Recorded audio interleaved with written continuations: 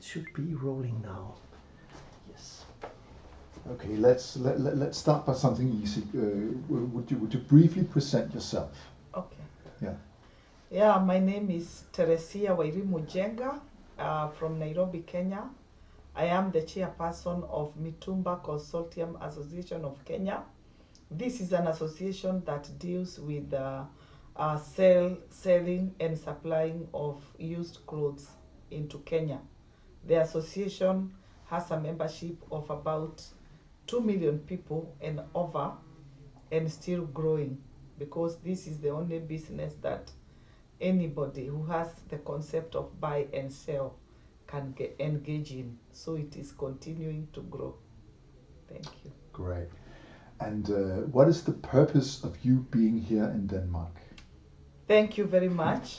The purpose of my visit here is because I have seen so many reports trying to indicate there can be a possible ban of exportation of used clothes into Kenya.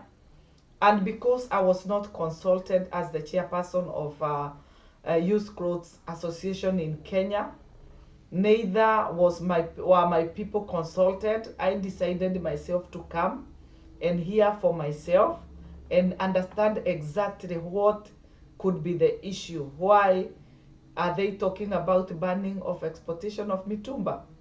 That is the purpose of my visit. And you talked about various reports stating that the EU countries are actually exporting waste to Kenya. Yes. But you oppose that. Could you please tell us why you don't think that we are exporting waste to Kenya? The thing is, we are the importers of used clothes in Kenya. And this trade in Kenya has been in operation for over 40 years. Surely, even if the beginning was bad, after 40 years, people have grown. The Kenyan government has developed protocols of importation that governs which clothes come into Kenya. We have protocols of importation that make sure whatever is imported into the country is of good quality and meets the standard for the Kenyan market. Number two, me as an importer, I'm a business person, and the many importers that we have in Kenya, they are business people. They cannot import waste into Kenya. It is very expensive to pay shipping to Kenya from Europe.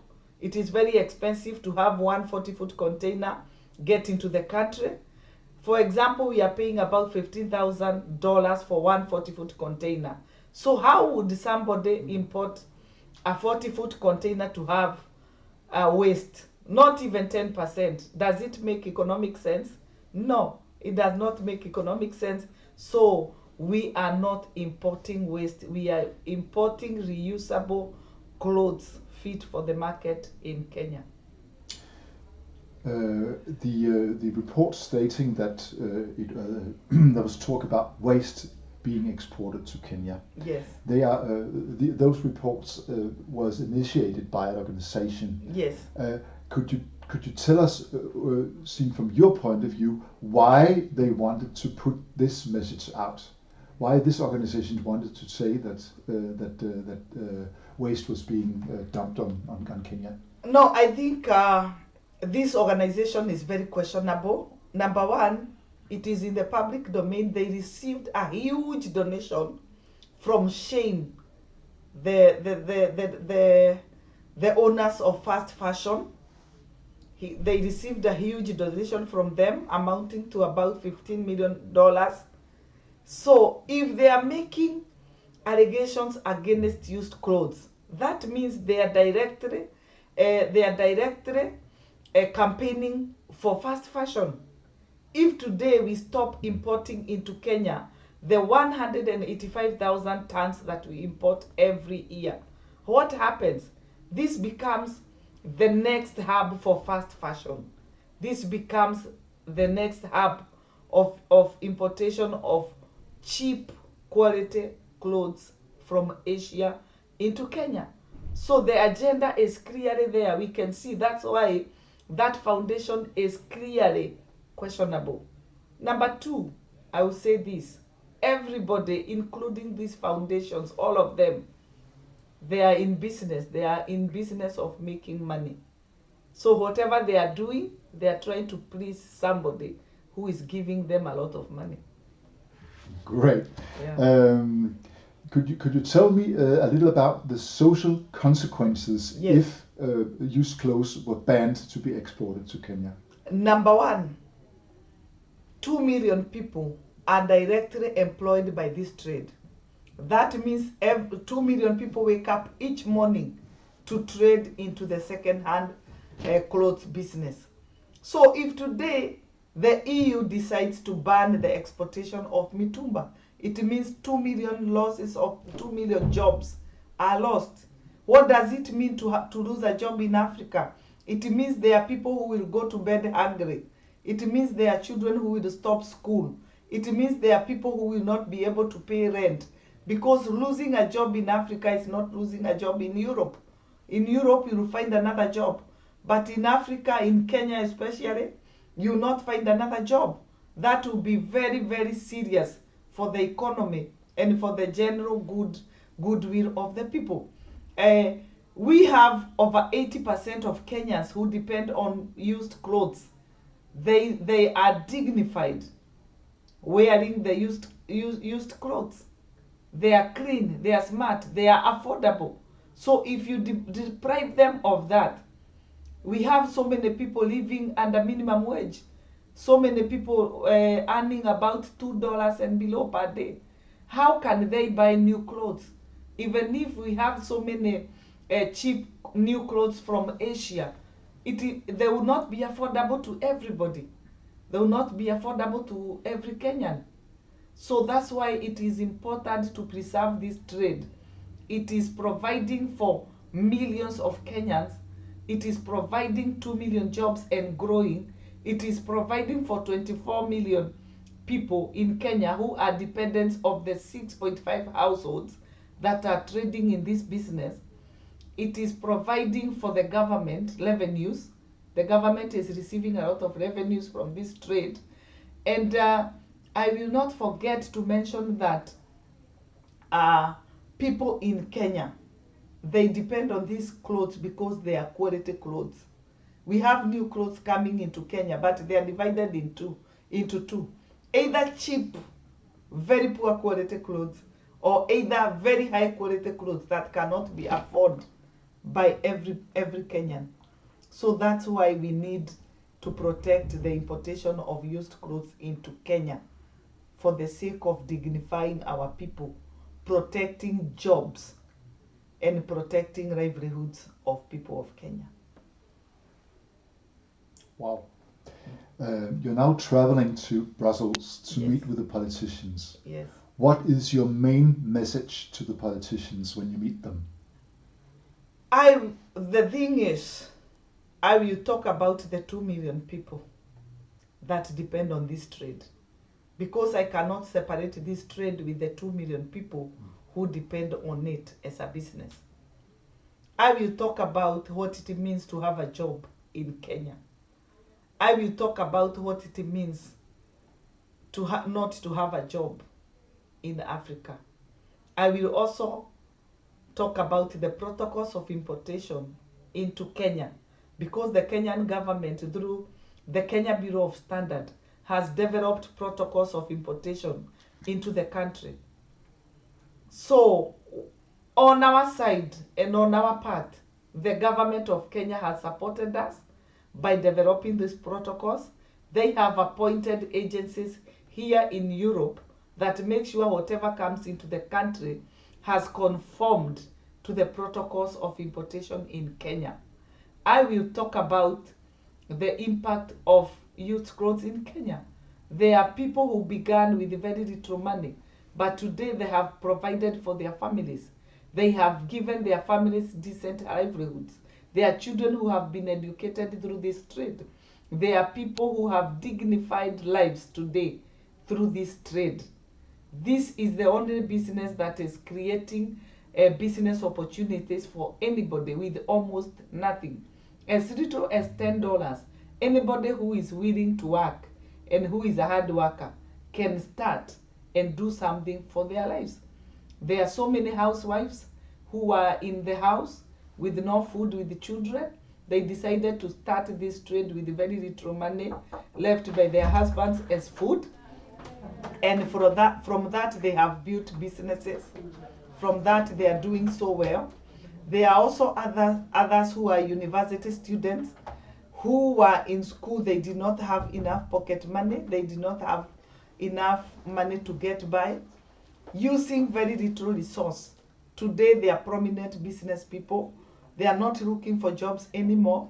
They are enjoying dignified lives through the trade of used clothes. If somebody decides to make decisions on behalf of Africans, these Africans who are able and capable to make their own decisions, with this business and with this trade, the African people are dignified. They do not need any mercy. They do not need any pity. What they need is to have people who are willing and ready to listen to them and to work together with them. They are not stupid. They know what they are importing. They are business people. They know how to make money. So out of this, we are looking to have somebody who will listen, and whatever decision they come up with, they will have listened to the people, and it will be for the good of the people. It will be for the good of the people that they think they are helping. The idea is very good, but the people they have been using, the people they have been listening to, are the people who are against this trade. They are directly promoting other companies, which will not be good for our environment and our country. Thank you. You said yourself, during our meeting, that you could see that the European legislators were full of good intentions. Seen from your point of view, what would be the best outcome? Yes. What would you hope that the European legislators did now? Yeah, the best outcome that I expect to come out of this is that the European registration, they will allow us Africans to be included in their decisions. For example, we have seen mountains of textile waste in Africa. These are just pictures that are going around. For example, they said in Kenya 40% is coming as waste. The best outcome that we will get is to have EU legislators listen to us. We are the traders. It does not make economic sense for somebody to import a 40-foot container, to have it as waste, to have 40% as waste. It does not make economic sense for somebody to pay shipping line between $3,000 to $5,000 only to bring waste into Kenya. It makes a lot of sense when we say, if you have an issue with the textile reusable clothes, you can call us on the table. We are willing and ready to listen, but don't make decisions for us. I think Kenya has grown. Africa has grown. Over 40 years we have been in this trade. We will be mature enough to sit on the table and make a decision together. We are in the new era. We need to be included in any decision making because we have been doing this business for a very long time. The last thing I have on my plate is that you are being met by reports that you question their validity and the background. Have you made reports yourself? Yes. Please tell us about the results of the reports that you have made. Right now we have a report that we did the year 2023, and this report came about because of the report that we have seen in the EU indicating that we are importing over 40% waste. And we discovered through our report that what is coming into Kenya, we only have about 2% that is waste. only 2%. And the reason we are saying 2% is because what the sorters are human beings. And where there's a human, there's what we call human error. Something can bypass them without their notice. It's only 2% that is coming in Kenya as a waste. And we have that report. If you can visit our website, you'll be able to get it. You'll be able to get all the reports that we have done. But there is the last report that we did that shows that only about 2% of total textile waste that is imported into Kenya. Remember, we are business people. We import to make money. We do not import to have our landfills filled with the textile waste imported from Europe. It is very expensive to have one 40-foot container into the country.